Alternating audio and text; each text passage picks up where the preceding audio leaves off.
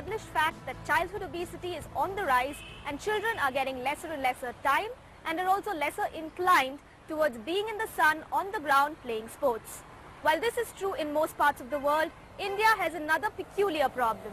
There are very few schools in the country who are looking to tackle this issue through sports and education. So what's ailing the system and who is looking to solve it? Today we find out. Take a look.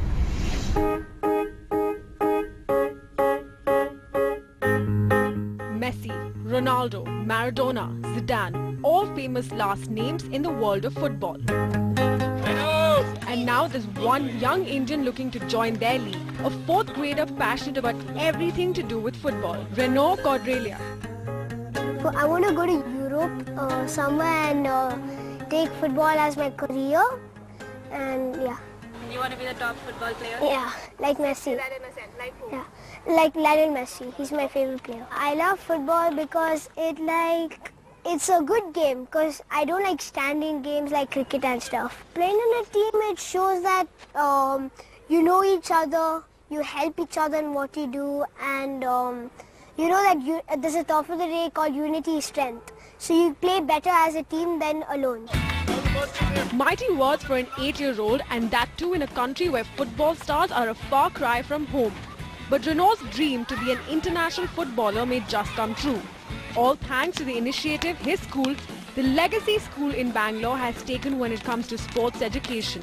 Unlike most typical schools in India, the Legacy School has now made sports a part of their curriculum. When we talk about sports in schools, all of us as schools want more sports. We want to give children more time in sports, in the arts, as well as with academics, and give them a balanced education. We look at school as a place of learning, but unfortunately, given the pressures, societal pressures, as well as parental pressures for children to perform academically, you see that always the emphasis goes towards the academics. So you'll see children who may have an interest in sports still not being given the opportunity, be it by parents, to participate because they want them spending more time in academics. The other challenge that you'll find in metro areas specifically is you're looking at children not having enough place to play. When you come to middle school and high school, you tend to see that participation dwindle. Observing this interest in sports dwindle and the problem of space that limited physical education classes in school, the school decided to onboard a third party to help with matters, EduSports, a startup that helps school develop sports curricula. At Legacy, what we found is with our earlier sports program, we did not have a structured curriculum for sports the way we did for academics.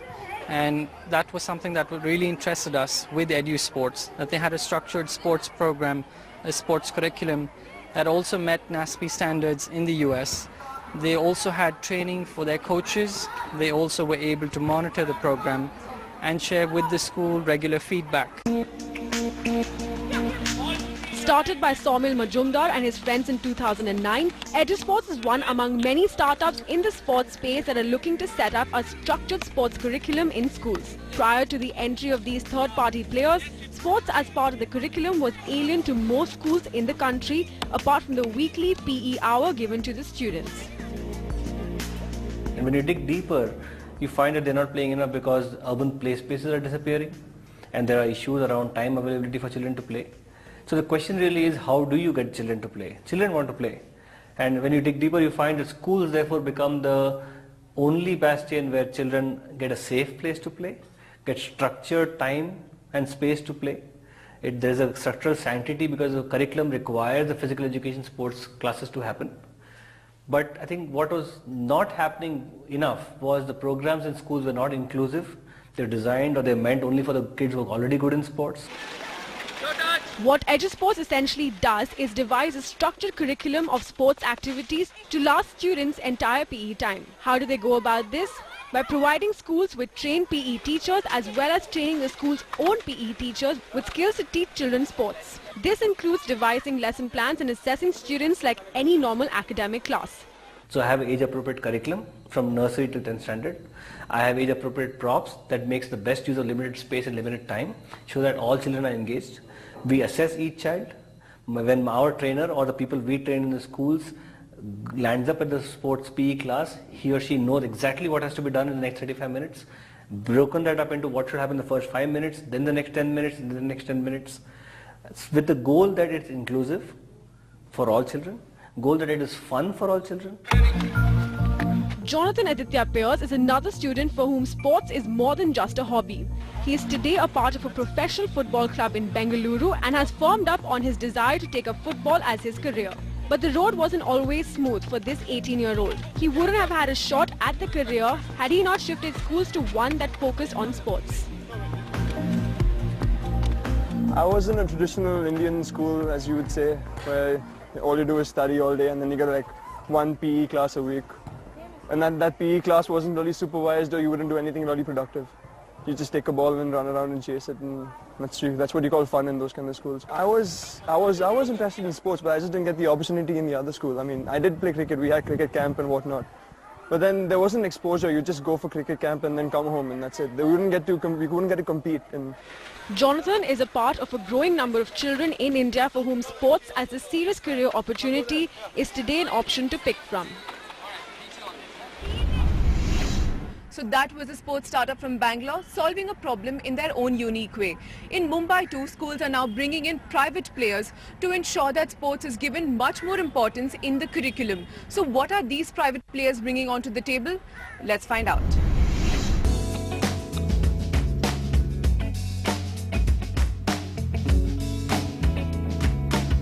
I like skating because everyone cheers for me in games and I enjoy when they cheer. My favorite game is football because I play everyday football, so I like football. My favorite game is cricket because I play it every day and I have achieved more in cricket. No matter what their reasons are, physical education time is one activity that excites all school children.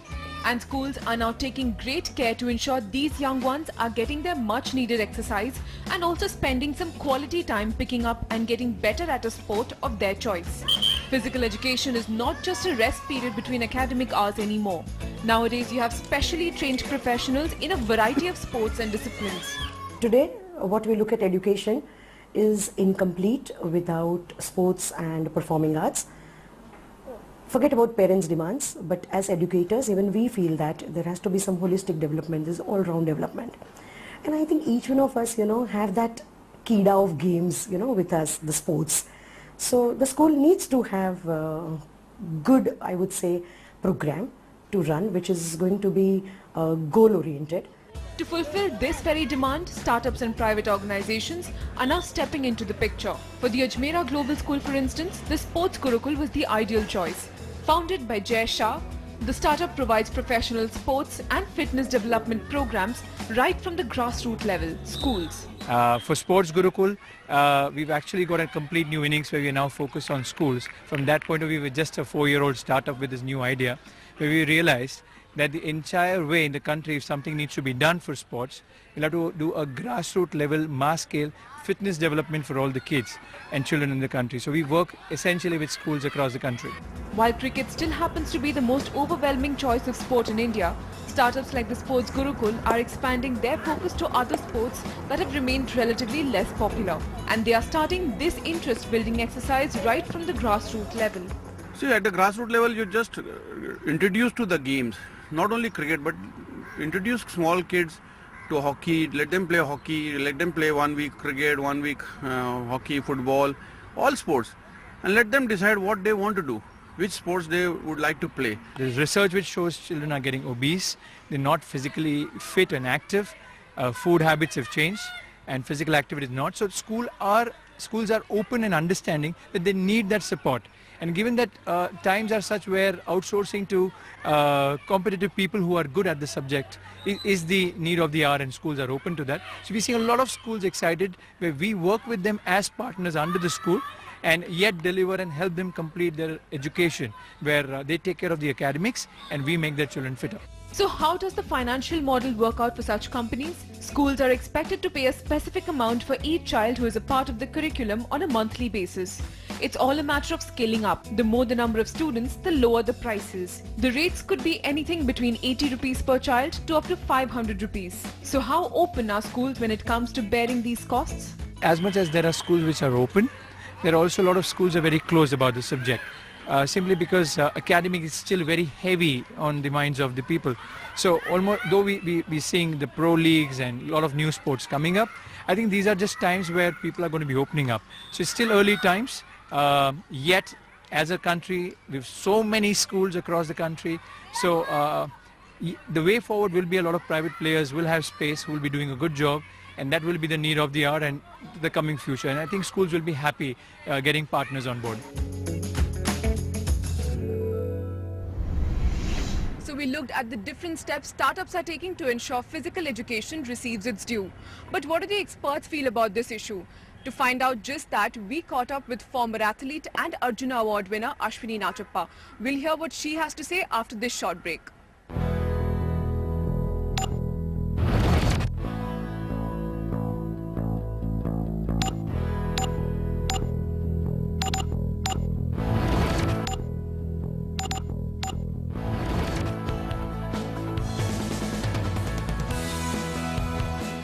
Welcome back. We've been talking about sports in the Indian education system, especially at schools. To know about the importance of this in schools and especially in the curriculum, we have the pro herself with us today, Ashwini Nachappa. Ashwini, you yourself have a school which has a special focus on sports. Maybe you could tell me a bit more about that. We launched the school. My husband and I started the school in Coorg, which is about 200 odd kilometers from Bangalore. It's an ICSE school which also houses a sports academy. Both of us are product of school games, me especially, and I believe that without the integration of sports into our academic curriculum, the way it used to be in our days, no longer exists, and we see so many, we read every day in the papers what children are going through, and there is no place for an average student to pursue anything else. And I think it's very important that every child is allowed to play sport. How do you think this would really affect them in terms of their personality and confidence? What benefits would it give them? Well, sports brings about a lot of learnings of life which will not be learnt in the four walls of a classroom. For example, every child who competes knows the body, which is not taught in the class. Actually, physical fitness enables them to be mentally fit too, because you are confident, you feel good that your body is capable of taking the physical load, as well as you enjoy being on the field. I don't think any of us have come across a child who doesn't like to play. And it's important for coordination, for mental health, for self-esteem. And I believe children who pursue sport and academics have a great learning in life, because it is the only way that a child experiences defeat and success on the same wavelength, which is not there in any other field. You cannot be a winner every time on the field, but it has a great learning, and I think that's a learning that a child will carry for life. Okay, and in terms of your school itself, what kind of focus on sports do you give that doesn't usually happen in other schools? Well, first of all, the school is built on almost 28 acres of land. It's not a normal school. It's built, surrounded by hills. The environment is beautiful. When you enter the school, you don't get concrete buildings. You actually get only play fields. On one side is the academic blocks, the junior, senior blocks. But as you enter, you have a hockey field, you have a swimming pool, you have a 10-meter air pistol shooting range, you have an athletic arena, you have basketball courts, and then you see the buildings of schools, right? So it's, and the environment to grow is fantastic, because I believe the children, even I've got two daughters, and city life is just too hectic. There are too many distractions, and if a child wants to pursue sport, we have a provision where we provide platform for pursuing a high ICSE curriculum, which is a central board syllabus curriculum, as well as a quality sports. And we have about almost 7 kids in the state junior champions, which represent Karnataka state in the junior level in athletics. We have a young hockey team between 12 to 15 years who are actually the Karnataka school champions. So it allows them to be heroes in the class, and it also allows them, when my maths teacher comes up to me and says, Manjunath, who's doing well in sports, is actually doing well in math, which is surprising because you also want to replicate that because people are looking at you in a different, you're kind of a role model to the younger ones. So you also want to do well in academics. And I think there is enough room to pursue both. And I wish our system allows it to happen.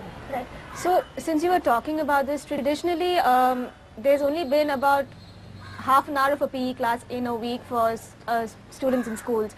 How do you think we got into that system and why hasn't that helped at all?